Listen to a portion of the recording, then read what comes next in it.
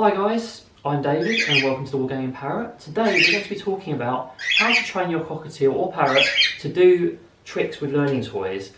So for today's video I'll be using a ring toss training toy. It's made out of acrylic, it's quite cute. Wouldn't use it in a cage obviously, but outside it's fine. And we've got Chip and Fish's favourite treat, which is millet. I won't be giving them all of this, but we'll just give them a few buds to get them motivated.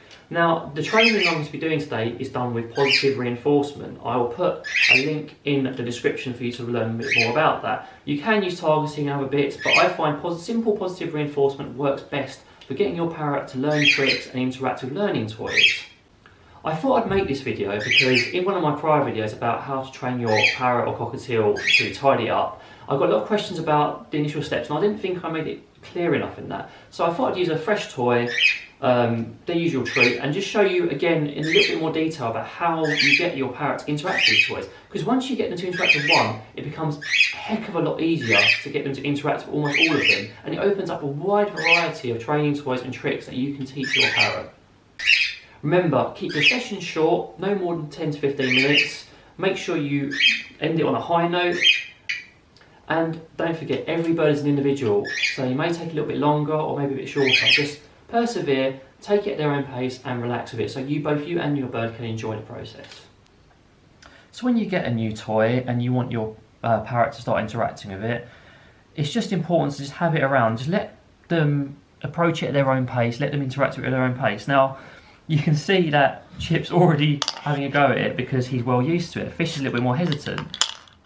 And he's already doing the trick, which is supposed to be later in the video, but we may as well leave it now. So this is just all about them getting used to the toy and having them being happy around it. The next step is getting them to interact with the toy. So with this, you want a bit of positive reinforcement. So the boys love millet, so it's all about just getting them to approach the toy and play with it. So here we go, we've got Chip coming. So he's just being around the toy, he's been happy. So if your cockatiel be a lot more nervous around it, they wouldn't want to approach the toy at this stage. So giving them that reinforcement allows them to get near that toy and feel that it's something very rewarding and something good to be around. The next thing you want to do is start showing them what you actually want them to do. So with this, you want them to start touching the toy and rewarding them for it, as Fish is just stealing a huge bit of millet there, little monster. So you get them interacting with it, they know what they're doing, and then you start showing them what you want them to do.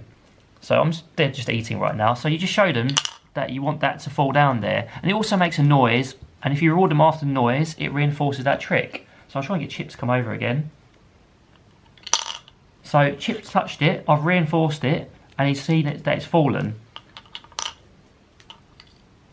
With Fish, it's literally just about getting him to touch at this point, because he's a little bit behind Chip on learning it.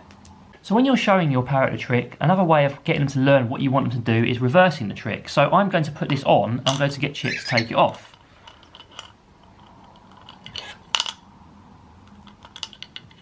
So you can reward them for just getting it halfway, because obviously you're not going to be able to do it first thing, and you just keep reinforcing it, and give Fish some more reinforcement just for interacting with it.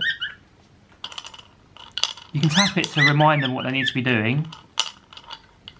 Good boy, and give him some verbal praise, and it's just, he knows now that he gets rewarded if he takes it off. So after you've introduced them to it, you've got them interacting with it, you've showed them the trick, you reversed the trick, it's time to try and get them to perform the trick you want. So I'm going to pop this down here. Chip knows what he's doing. He's trying his best, so even if they don't get it down immediately, do reinforce them and reward them, because they still need it to be a positive training session. You're taking a little bit more than I'd normally give them, the naughty monsters. Oh, nice try, little man. So we'll have one more go. I don't want it to be too much of a long training session. Good boy. And as you can see, Chip has successfully learnt the trick and he's put it straight on. And he's taken it off again for us as well. Now, just at this point, I want to remind everyone it's important you keep these training sessions short and sweet. No more than 10 to 15 minutes. If your parrot starts to get bored of it, it's important to stop and let them have a positive impression of it rather than dragging it on and making them stressed with it. So take it, and also take it at their own pace. So even if it needs to be a little bit shorter, a little bit longer, just do it at their own pace and give them plenty of time to get used to interacting with the toy. So I hope you found this video useful. If you have any questions, please feel free to leave me a comment. I'd love to chat to you. In the meantime, take care and have a great day.